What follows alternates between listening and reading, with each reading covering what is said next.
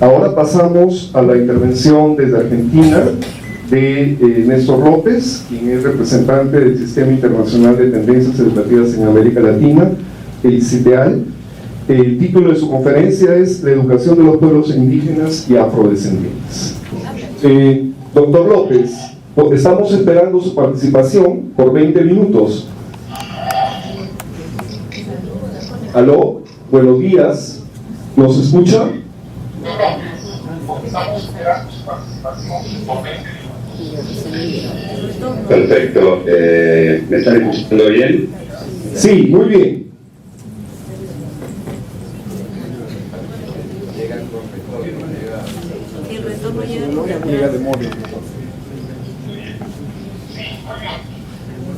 Buenísimo, entonces, si les parece, comienzo. Sí. En principio, quiero agradecer especialmente la posibilidad de presentar el informe que nosotros hicimos desde el CITEAL.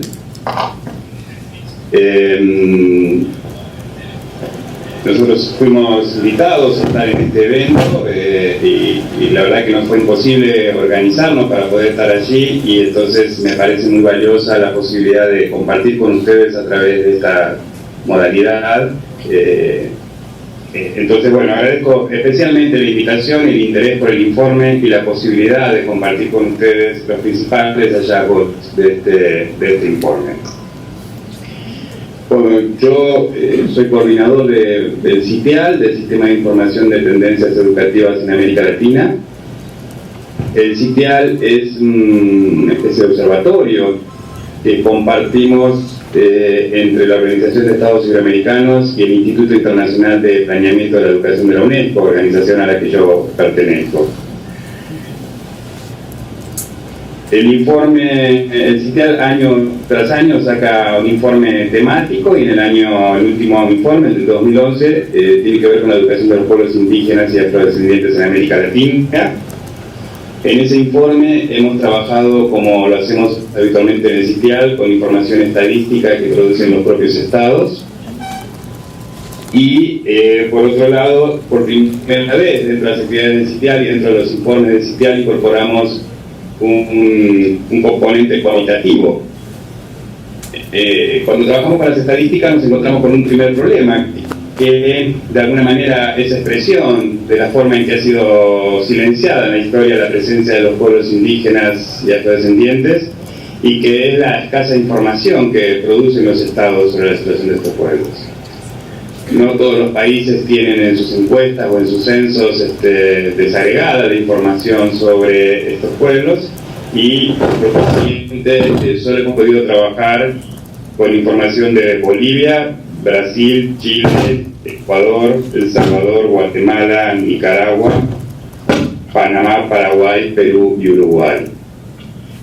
Los otros países en general no presentan información en sus mecanismos regulares de producción de estadísticas que permitan hacer un análisis en profundidad de la situación de estos pueblos, y ese creo que es un primer indicador importante a tener en cuenta respecto a la mirada que se tiene desde la función estatal hacia la diversidad cultural y en particular de la situación de los pueblos indígenas y afrodescendientes.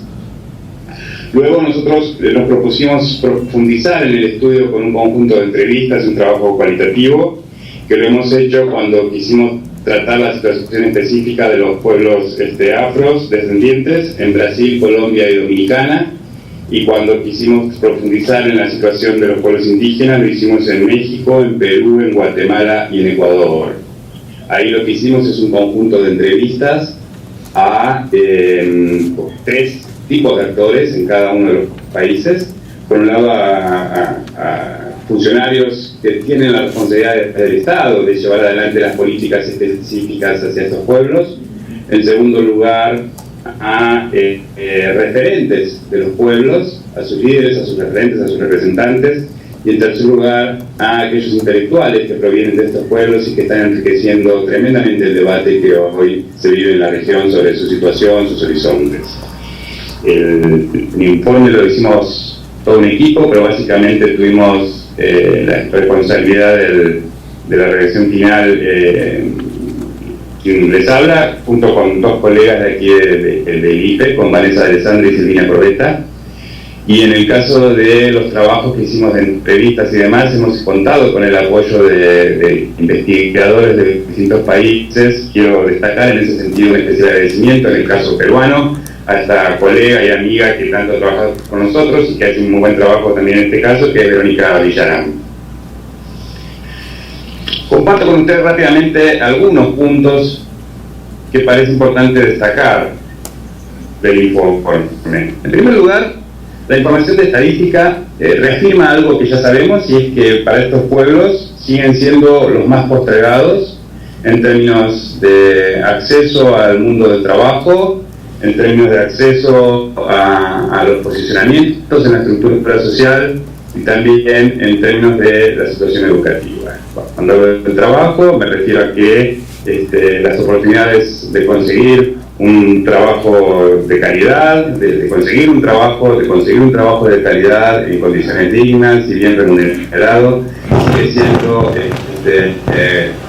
muy limitada para estos sectores. Cuando hablo de el peor lugar en la estructura social, quiere decir que estos grupos sociales mayoritariamente están inmersos en el mundo de la pobreza, y desde el punto de vista educativo siguen siendo los grupos que tienen los indicadores más bajos.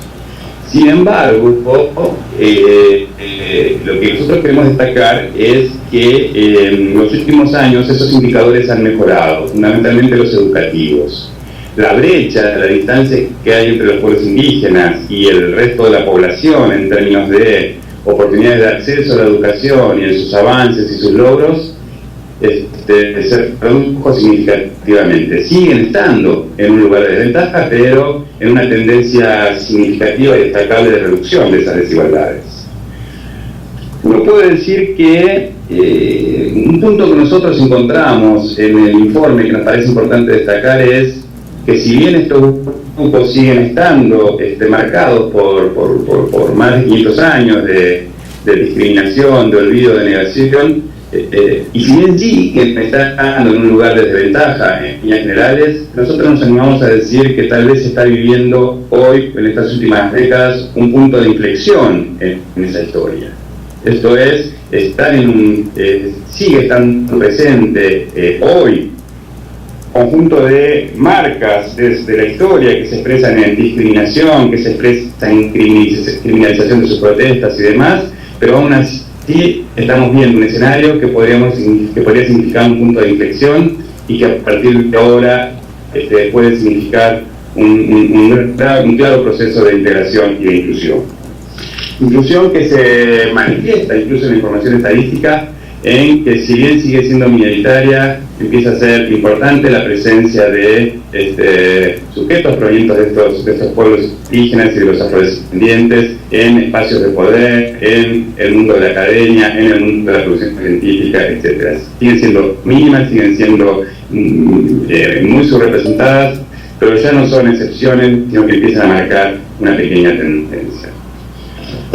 Lo que nosotros vimos fundamentalmente a partir de las entrevistas es que el principal avance que se ha vivido en este último tiempo tiene que ver con la consolidación de un andamiaje normativo que permite definir un nuevo escenario desde el cual se está trabajando.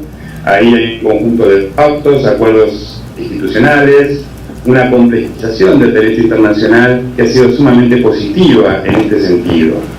Yo estaba siguiendo atentamente las dos presentaciones que me precedieron y creo que fueron elocuentes en este sentido, tanto el colega de la UNESCO como el de la OIT, quienes han mostrado el valor que tienen estos elementos, este marco normativo para la consolidación de un nuevo escenario, y en ese sentido creo que es importante que ambos destacaban el carácter mandatorio que tienen estos instrumentos y lo que representa para los estados en términos de ponernos en lugar de garantes de los derechos que ahí se van consolidando y se van expresando.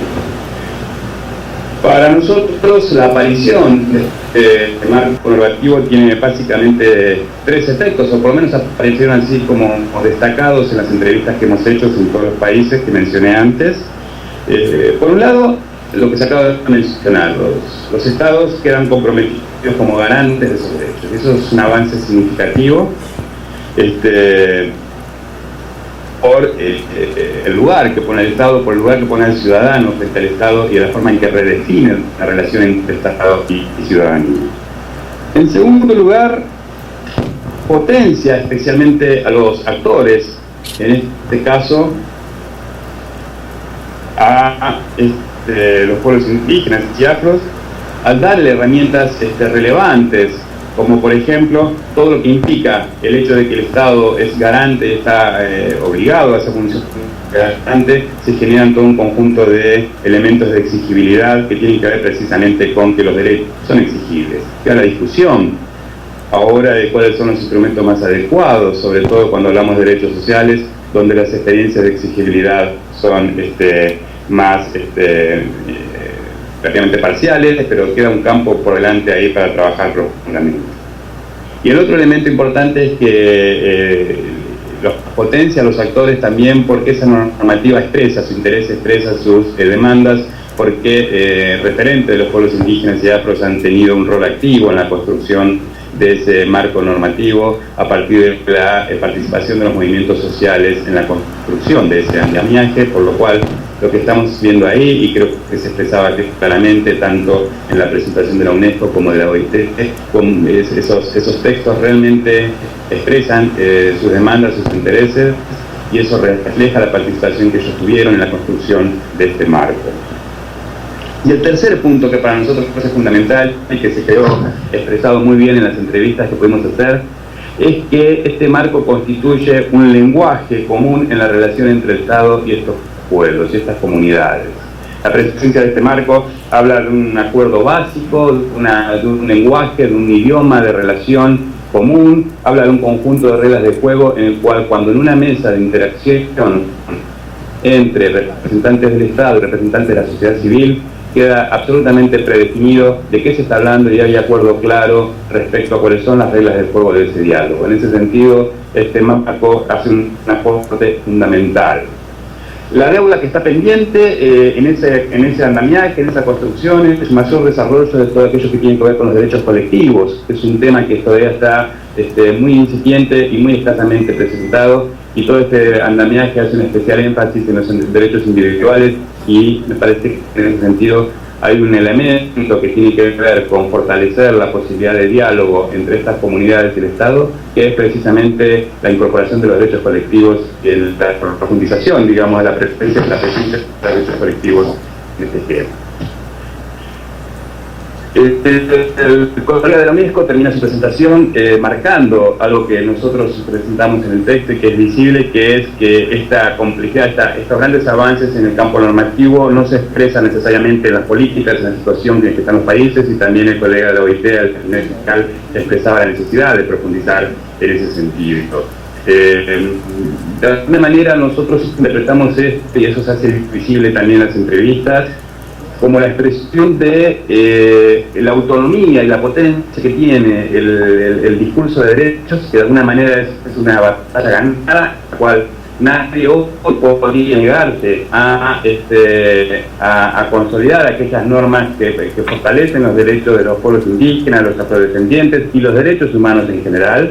Difícilmente hay hoy en una legislatura nacional se anime a votar en contra de la proclamación de un derecho de los pueblos indígenas, pero lo que debemos entender es que esa normativa y andamiaje de derechos no necesariamente expresa que vivimos en sociedades que están absolutamente de acuerdo con esos principios, y sí debemos recordar que vivimos en sociedades donde hay tensión respecto a la aceptación o no de estos principios de inclusión universal y demás.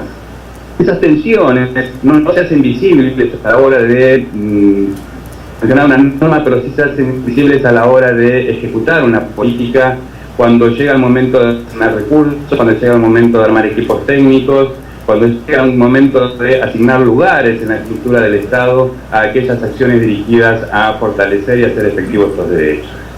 De alguna manera uno puede entender la cierta retraso o el cierto desajuste que hay entre el marco normativo y las políticas que se llevan a cabo en nuestros países como una expresión de que todavía hay un terreno por luchar, un terreno por ganar, en el cual todavía aquellos sectores que no necesariamente comparten este horizonte de inclusión plena de los pueblos indígenas y afrodescendientes pueden estar de alguna manera mostrando su capacidad de operar sobre el aparato estatal, en su capacidad de generar políticas o orientar recursos.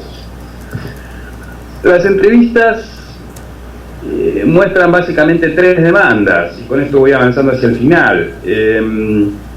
Y podría decir que esas demandas de los pueblos quedan expresadas también en este orden, en términos de jerarquía.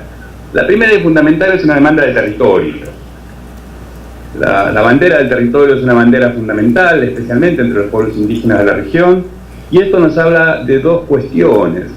Por un lado, denuncia un proceso histórico de expropiación y de desplazamiento de estos pueblos, pero cuando se está hablando del territorio, esto tiene dos lecturas que deben destacarse.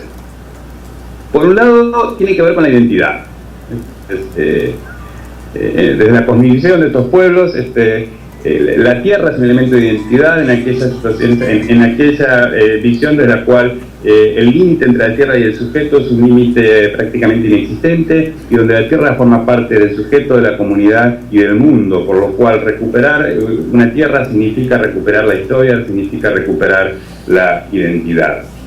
Pero en segundo lugar, en las entrevistas se veía muy claramente cómo se profundizó en este último tiempo los desplazamientos de estos pueblos como efecto de la ampliación de las tierras fértiles para las nuevas formas de cultivos, o como efecto de la expansión de la megaminería en nuestra región. Entonces, frente a esto, el reclamo de la tierra no es solamente un reclamo por la identidad y por el patrimonio, sino también es un reclamo claro de defensa del medio ambiente. En este momento, la reivindicación de la tierra de los pueblos indígenas es también una lucha por la defensa del medio ambiente, y eso quedó muy claro en las entrevistas, como ustedes lo podrían ver en el informe que está disponible en internet. La segunda gran demanda es por reconocimiento, y en este reconocimiento se denuncia, obviamente, en esta demanda de reconocimiento se denuncia una relación histórica de la sociedad y del Estado con estos pueblos a partir de la negación de su identidad. Nuestros estados nacionales nacieron proponiendo un proceso de inclusión basado en la negación. Uno podría decir que un estado ponía el esquema de una inclusión a partir de la negación. Si queremos que el indígena se constituya en un ciudadano peruano, tratémoslo como ciudadano peruano y no como indígena. Y cuando se imaginaba este ciudadano peruano, se imaginaba un sujeto urbano blanco de clase media, por lo cual la expectativa era, tratando a este sujeto, a este indígena como urbano blanco de clase media, lo convertiremos en el peruano que queremos. Y esa matriz inicial es fundante de la relación del Estado con la sociedad, y se ve presente en muchísimas de las acciones actuales como un elemento, podríamos decir, del ADN constitutivo de la relación del Estado con la sociedad. La demanda de reconocimiento es precisamente romper con este esquema y promoverle a los Estados una relación que parta ahora del pleno reconocimiento y hacer efectivo este derecho al que hacía referencia el colega de la OIT, a seguir siendo aymara, a seguir siendo reconocido como indígena, y que sea precisamente en ese reconocimiento como indígena el punto de partida del diálogo entre el Estado y la sociedad. Y por último, el elemento, la tercera gran demanda que aparece en las entrevistas y que queda plasmada en el informe, es la demanda de participación, fundamentalmente demanda de participación en la política, en las soluciones, en las acciones del Estado orientadas a estos grupos. La participación es creciente, pero aún sigue siendo una participación que en muchos casos se limita a la participación en la implementación de ciertas políticas, pero es muy escasa la participación en la toma de decisiones, en el funcionamiento del cuerpo duro del aparato estatal, en el cual marca fuertemente la situación de estos pueblos. Para ir cerrando, quiero decir que cuando uno hace la entrevista a los funcionarios estatales que tienen la responsabilidad de implementar estas acciones orientadas a estos pueblos, se percibe que el Estado hoy en día se encuentra como atrapado entre dos fuegos. Por un lado, la presión de los organismos internacionales y de las organizaciones de derechos humanos que inciden fuertemente y exigen al Estado que hagan efectiva su condición de garantes, y por otro lado las propias demandas de los pueblos a través de sus reclamos, de sus manifestaciones y de distintas formas que tienen también de exigir a los estados que hagan efectiva su condición de garante. Frente a esto, lo que se ve, y que también este es un elemento que está empezando a cambiar, es que los estados carecen de cierto liderazgo y las políticas que se llevan a cabo en general son políticas de reacción a estas presiones. Uno podría decir que si no hubiera sido por la presión de los organismos internacionales o de los movimientos de derechos humanos desde afuera del territorio, o la presión de los propios pueblos desde adentro del territorio, los estados pocos habrían hecho en este sentido. Hoy por hoy, los estados en la región todavía tienen un escaso liderazgo en este tema, todavía una escasa apropiación de la agenda de los pueblos indígenas y afrodescendientes, y las acciones que se llevan a cabo en general han sido acciones de reacción a esas presiones. Obviamente que en este punto está habiendo grandes cambios en la región. Me parece que podemos destacar como ya consolidados los cambios que se van viendo en Bolivia, los cambios que se van viendo en el caso de Ecuador, y creo que ahí las expresiones máximas de la función de Estado se ve también en los cambios constitucionales, en los cambios internos. Y también creo que debemos destacar como parte de los estados queriendo tener cierto liderazgo, eventos como el que estamos participando en este momento. O sea, me parece que son escasas, pero empiezan a aparecer expresiones estatales de querer asumir una agenda de liderazgo y no limitar a que las acciones sean acciones de reacción a las presiones que se están dando tanto desde fuera del territorio como adentro. Y termino diciendo que en el informe destacamos, a partir de las entrevistas y de la información, que los principales desafíos que tienen hoy los estados de la región es, obviamente, hacer plenamente efectiva esta condición de garante. Para ello es fundamental que se consolide este espacio de liderazgo, esto es, que los estados se apropien plenamente de esa agenda, que no sea una agenda que resulta como reacción de las presiones y para mantener, digamos, el orden y la gobernabilidad, sino que sean claramente una agenda que tiene que ver con el reconocimiento pleno de la diversidad de nuestros pueblos y con el liderazgo en este sentido. Una agenda que articule fuertemente la función redistributiva de reducción de las desigualdades y la pobreza, además, con la función de reconocimiento. Esto es, no solamente abordar el problema de la desigualdad, sino el problema de la diversidad de un modo articulado, de un modo general, y en ese sentido poniendo a la diversidad en el centro de la agenda de la función estatal. Seguimos teniendo en nuestros países una tendencia a generar políticas que presuponen cierta igualdad en el universo, esto es, una política orientada a las poblaciones urbanas, a las poblaciones blancas, y donde la cuestión de la pobreza o la cuestión de la diversidad se presentan como anexos, como políticas complementarias. Lo que es fundamental es pasar de esa visión, digamos, satelital o complementaria de las políticas que tienen que ver con los pueblos indígenas, los afrodescendientes o el tratamiento de la diversidad, a que sea el corazón de la política. Pasar de un esquema en el cual pareciera que el supuesto es que todos somos iguales y los únicos diferentes son los indígenas, a un esquema en el cual partamos de que toda política tiene que tener como supuesto fundamental y como constatación central que somos pueblos estructuralmente diversos, que todos somos diferentes y que el tratamiento de la diversidad tiene que estar en el centro de las acciones del Estado.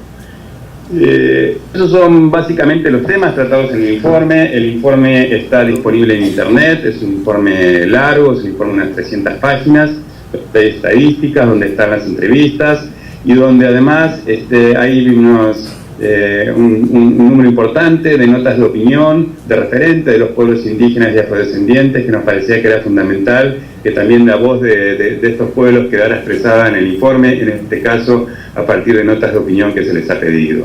Agradezco profundamente la posibilidad de compartir esto con ustedes. Insisto que yo no esté allí es una dificultad nuestra de agenda y de recursos, pero la voluntad y la invitación del Ministerio estuvo para que nosotros pudiéramos estar allá, pero me parece muy acertada esta estrategia alternativa que hemos encontrado en la cual yo pueda dialogar con ustedes. Muchísimas gracias.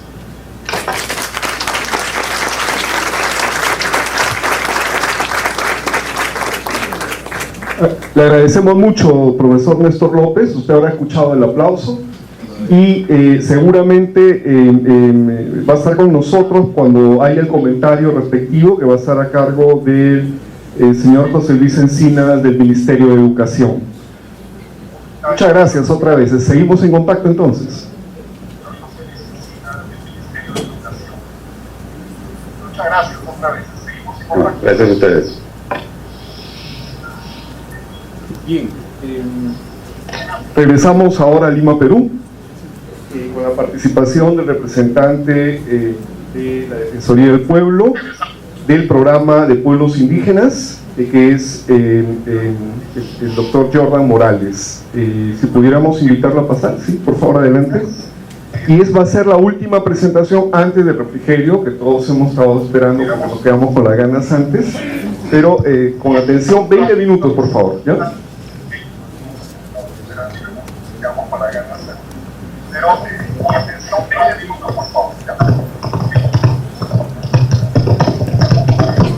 Buenos días con todos, con todas.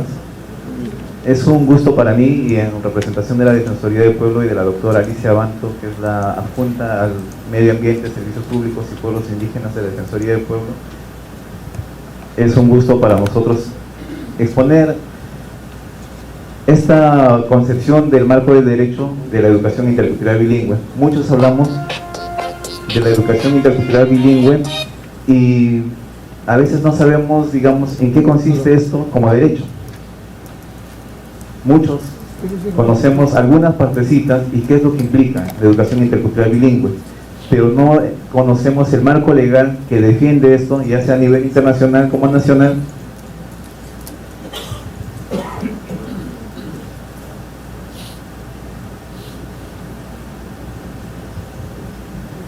Nosotros el año 2011 publicamos un informe, el informe defensorial número 152, en el cual hicimos algunas recomendaciones al Ministerio de Educación, 44 para ser exacto, y publicamos 76 conclusiones de una investigación que se realizó durante 3 años. Inició el año 2008 y culminó el año 2010. En esta investigación nosotros logramos evidenciar algunas dificultades y algunos problemas que tenía la actual gestión, me refiero a la de 2005 a 2010, en cuanto a la gestión de la política y a la implementación de la política de educación intercultural bilingüe en el Perú. Un momento, por favor.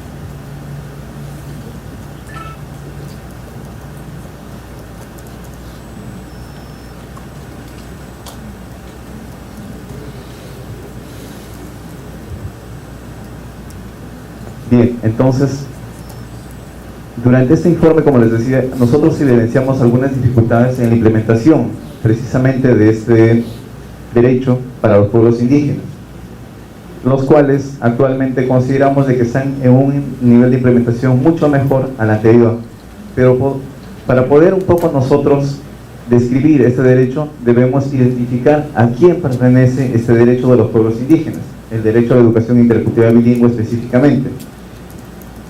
Según el convenio número 169 de la OIT, nos explican que para poder identificar a un pueblo indígena como sujeto de derecho en este caso, es necesario que esta población indígena, o cualquiera que sea su denominación, puede ser pueblo originario, pueblo indígena, comunidad, o cualquiera que fuera porque es indistinto, deben cumplir 2 requisitos indispensables, o 2 condiciones indispensables. Está un elemento objetivo. El elemento objetivo, que es el criterio de identificación para conocer si es un pueblo indígena o no, y el elemento objetivo es básicamente todo lo que podemos apreciar, como ahí vemos el estilo de vida, la cultura, la manera de vivir del grupo humano, e incluso su forma de organización o la implementación de sus propias normas o reglas de conducta. En este caso tenemos que hay algunas comunidades, ya sean campesinas o nativas, tienen sus propios estatutos y tienen su propia forma de organización. Entonces, todos estos son los elementos objetivos que van a identificar si es que este grupo mantiene o no las costumbres.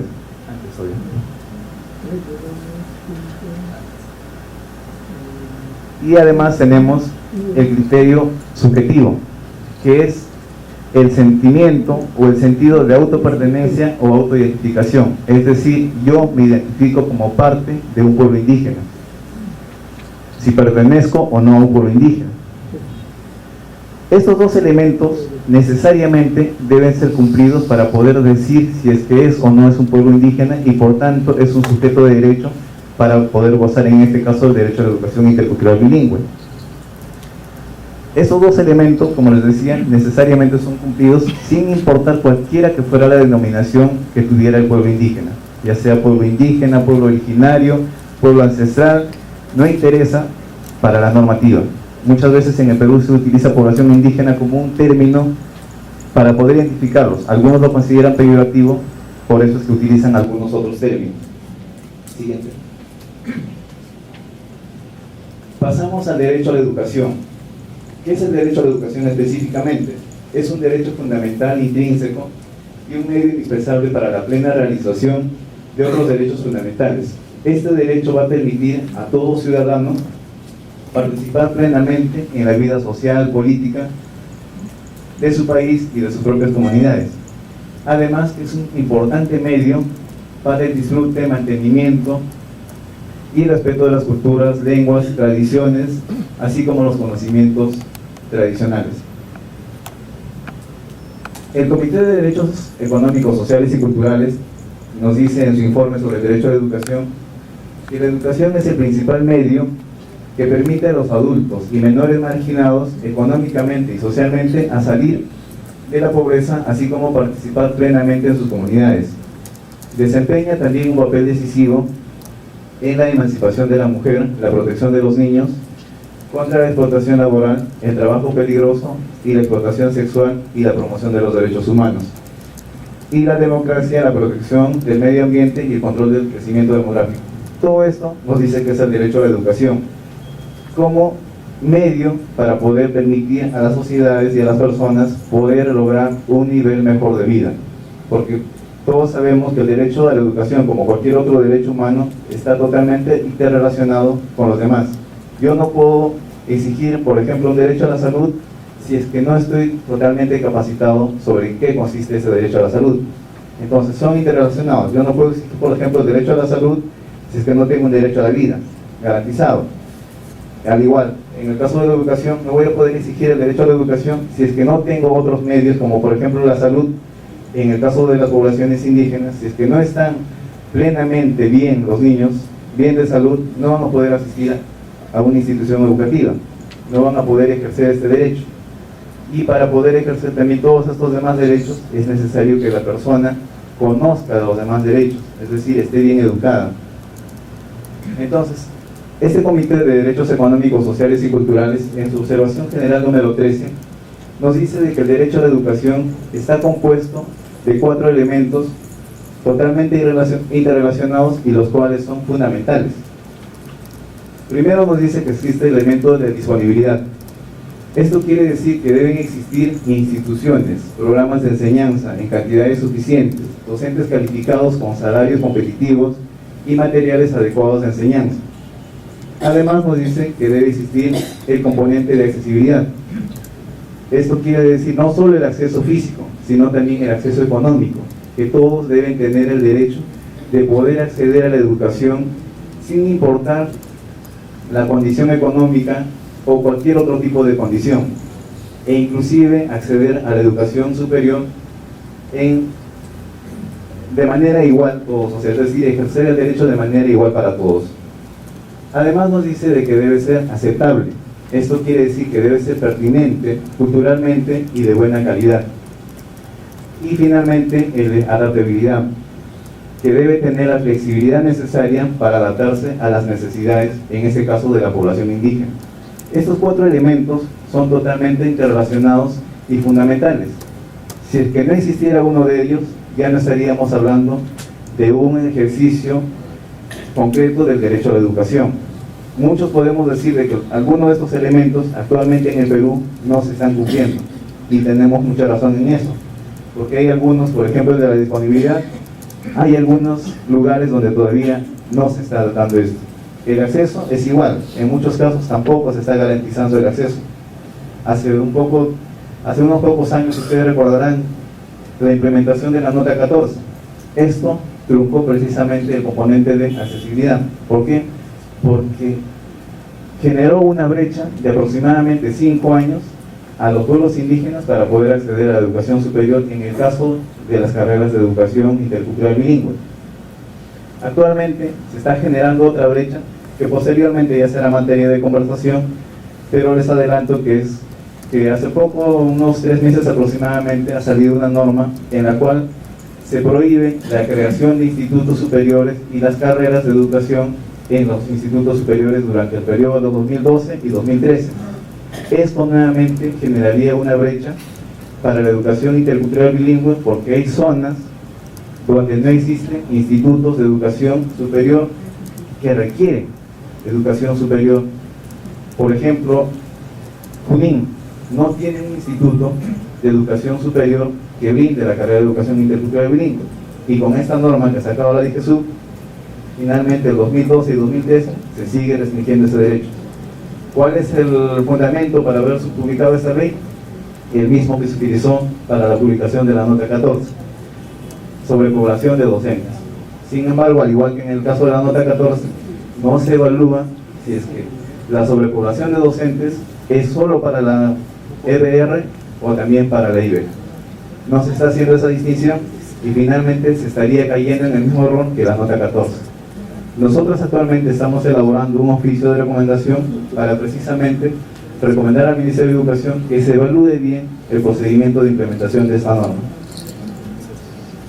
Bien, entonces pasamos al derecho a la IBE, retomando, disculpen que me haya salido del tema, pasamos al derecho a la educación intercultural bilingüe, según lo que nos dicen las normas. La IBE es un derecho fundamental.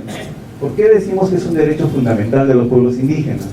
Porque según la jurisprudencia constitucional, según la normativa constitucional, un derecho se considera como fundamental cuando tiene los medios de protección garantizados. Esto quiere decir que yo puedo acudir a un tribunal judicial, ya sea nacional o internacional, para poder exigir ese derecho. En el caso de Perú, la Constitución política y otras normas internacionales garantizan ese derecho. Entonces, por eso es que se considera como un carácter fundamental del derecho a la educación intercultural bilingüe, reconocido tanto en la legislación nacional como en la internacional. Ese derecho se fundamenta en la premisa de la plena participación de las lenguas, que está reconocido en el artículo 48 de la Constitución política, y además la participación de las culturas indígenas, también reconocido en el artículo 2, inciso 19 de la Constitución política. Durante el proceso de enseñanza, así como en el deber de reconocer la pluralidad étnica y cultural como atributo positivo para el aprendizaje de una sociedad. O sea, si vemos en los gráficos, tenemos el derecho a la educación, más el derecho a la lengua y finalmente más el derecho a la cultura. Estos 3 componentes generan el derecho a la educación intercultural bilingüe. Si elimináramos alguno de ellos, ya no estaríamos hablando de educación intercultural bilingüe. Si eliminamos, por ejemplo, el último componente, que es el derecho a la cultura, o mantener su cultura, estaríamos hablando solo de una educación bilingüe, que puede ser, por ejemplo, lo que muchos recibimos en un instituto de idiomas. Entonces, ya no estaríamos hablando de una educación intercultural bilingüe. Por eso es necesario que para hablar de una educación intercultural bilingüe se compongan de estos 3 elementos: educación, lengua y cultura. Siguiente, por favor.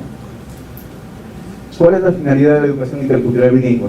Esto lo tomé de la página de la DGIBIR. Nos dice que la educación intercultural bilingüe busca desarrollar las capacidades comunicativas de los niños y niñas en su lengua originaria y en castellano como segunda lengua, tomando en cuenta elementos de la cultura local y en interacción con otras culturas. Para ello, al mismo tiempo que el niño va aprendiendo a leer y escribir en su lengua materna, se enseña el castellano con estrategias específicas de la enseñanza de segundas lenguas. Así, cuando los niños hayan alcanzado habilidades de lectoescritura en su lengua materna y cuenten además con un nivel básico de manejo de castellano oral, podrán transferir sus habilidades orales y escritas de la lengua materna hacia el aprendizaje del castellano como segunda lengua a nivel oral y escrito. Todo esto me parece muy bien, ojalá podamos cumplirlo, porque todo esto finalmente se debe reflejar en la implementación de una política adecuada para poder hacer el ejercicio efectivo del derecho a la educación intercultural bilingüe.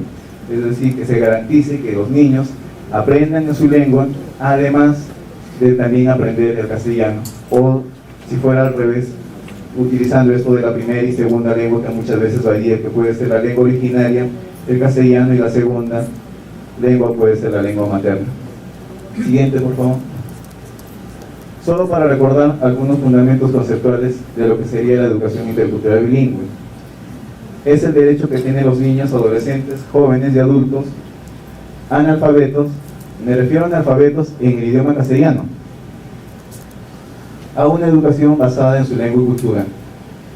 La educación intercultural bilingüe además supone el aprendizaje del castellano como segunda lengua y el conocimiento de la cultura occidental. La educación en su propia lengua y cultura se relaciona directamente con el derecho fundamental a la identidad cultural, lo que les decía hace un momento, de que los tres elementos son necesarios para hablar del derecho a la educación intercultural bilingüe. Y finalmente, que la educación intercultural bilingüe es la condición básica para la construcción de los aprendizajes. Algo que tal vez me olvidé señalar, es que la educación intercultural bilingüe actualmente no es solo para las zonas rurales, sino también para las zonas urbanas. Las zonas urbanas actualmente tienen mucha población indígena que han migrado de las pequeñas ciudades hacia las grandes. Aquí en Lima, por ejemplo, tenemos varios grupos identificados. El más visible, tal vez, y el más conocido es el de Cantagallo, que está en el Rímac, donde hay un aproximado de 170 familias que ya están de alguna manera ejerciendo ese derecho a la educación intercultural bilingüe.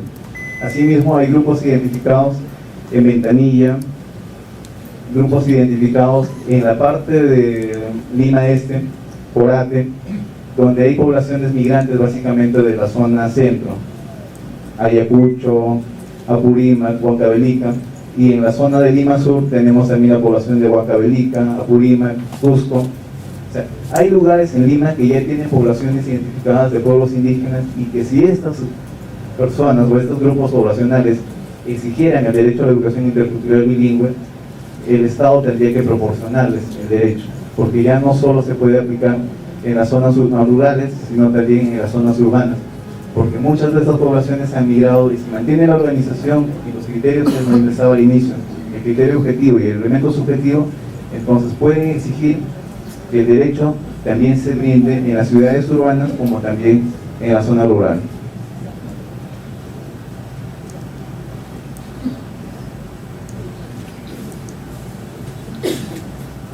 Algunos fundamentos jurídicos para sustentar todo lo que he dicho se basan en lo que ya nos manifestaron los ponentes anteriores: el convenio número 169, con los 5 artículos, hasta un poco más si empleamos.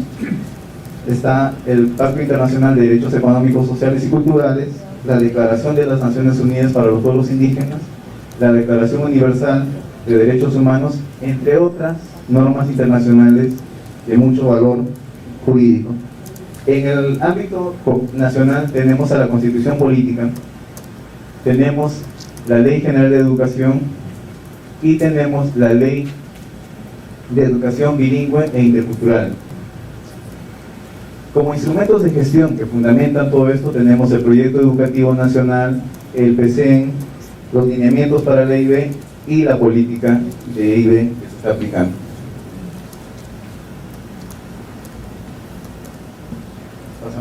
El convenio 169, para hacerles solo un resumen de lo que ya nos explicaron anteriormente, nos dice que los pueblos indígenas tienen el derecho de acceso a una educación de calidad, al menos en condiciones de igualdad con el resto de la población, que incluye el derecho de recibir la enseñanza en su lengua materna, además de poder dominar el castellano.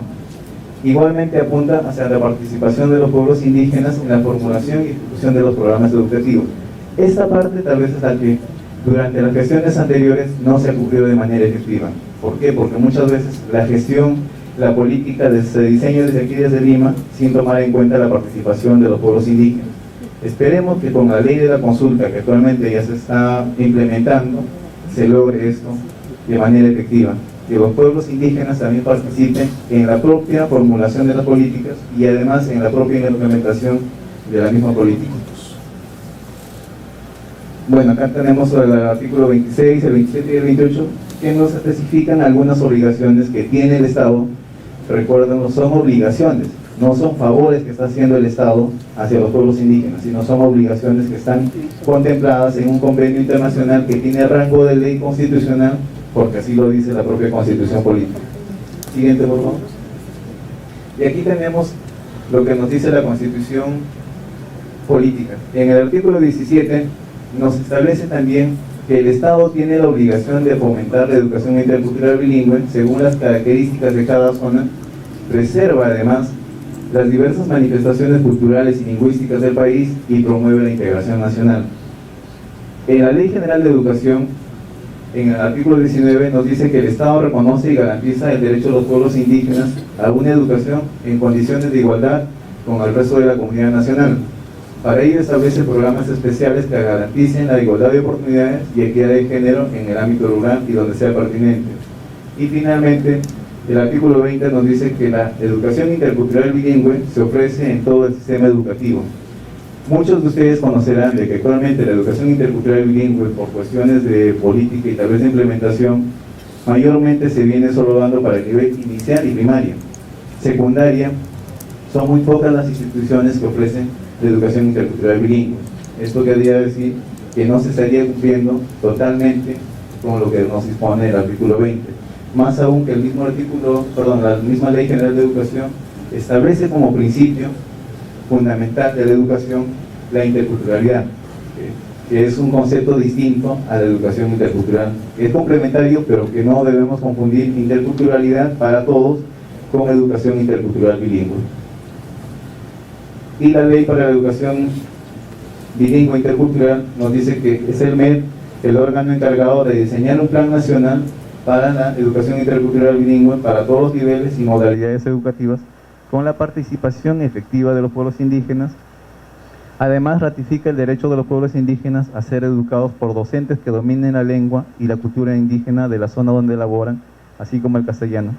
Este componente precisamente es el que les manifestaba hace un momento, de que se estaría viendo afectado al no establecer o al no crear o fundar instituciones de educación superior que garanticen el derecho a la formación en la carrera de educación intercultural bilingüe.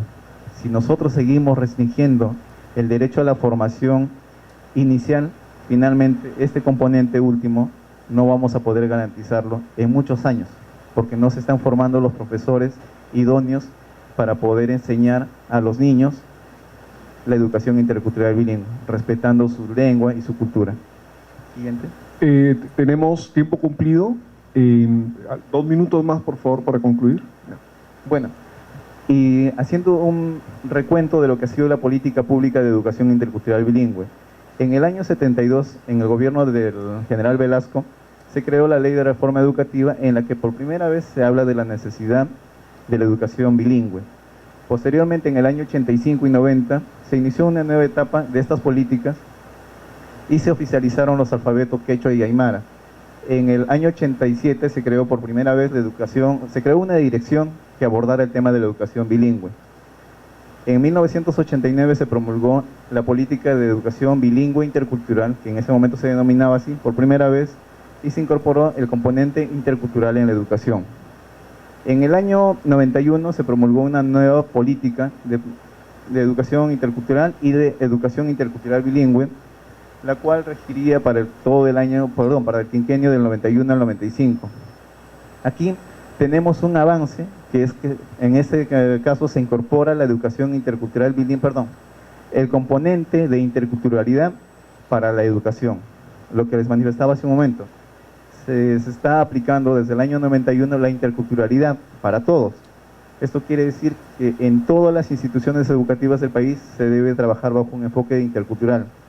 Pero no debemos confundir con el derecho a la educación intercultural bilingüe, que es un derecho exclusivamente para las poblaciones indígenas y que son ellos los que tienen el derecho de que el Estado les garantice la correcta y efectiva aplicación de esta política. Y finalmente, en el año 2005 tenemos algunas políticas que fueron aprobadas, aparte de que también en el año 2005 se aprobó la misma Política Nacional de Educación Intercultural Bilingüe, que es la que actualmente se viene implementando en el Perú. Muchas gracias.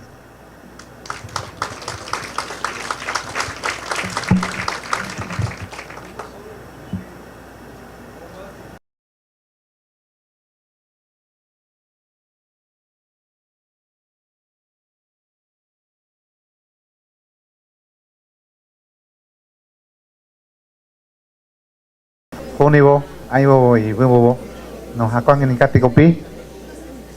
Rama ya muy querido, no te chivanti copira, no voy que na tosiro acá en Wibobo. Hakopira mato nos acuan ya gat en Kunei, no nato te chivanti copi. Y Hakopira mato ya cate hak, hakun shamani, nato siro en que Wibobo nos ato viti copi. Muy bien, a continuación vamos a escuchar, ahora estamos con una delegación de orquestal inclusivo de la red de orquestas del Ministerio de Educación. Vamos a escucharlo a ellos y recibamos con un fuerte aplauso.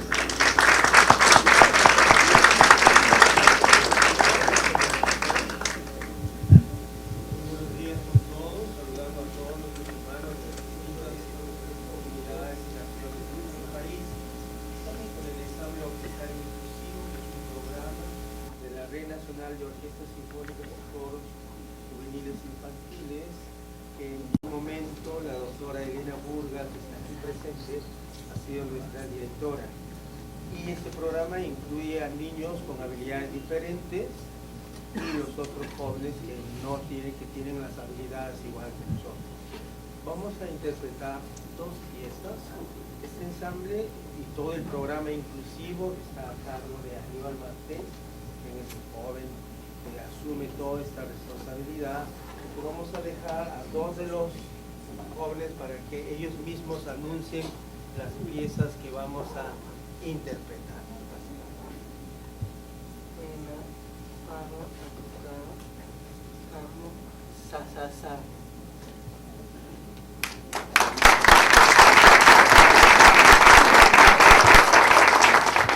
Segunda pieza,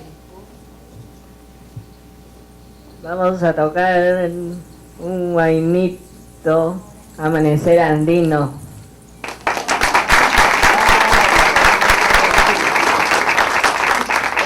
Un ensamble que son 45 miembros, pero hoy es una delegación. Vamos a recibir con fuerte aplauso a Aníbal Martel, que es el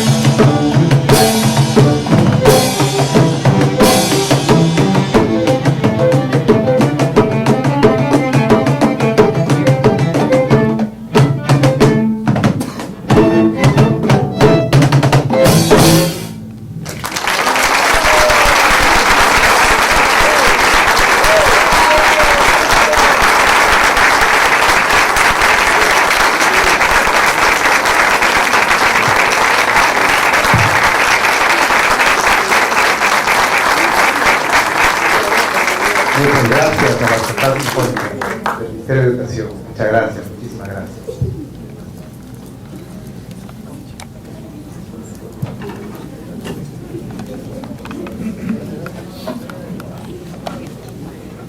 Muchísimas gracias. Ya que dicha vez cuando nos voy a una copia, nato ya muy querido, afuera.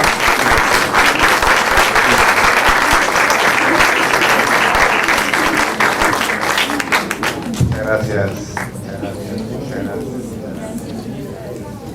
Estamos conectados con 16 regiones de nuestro país.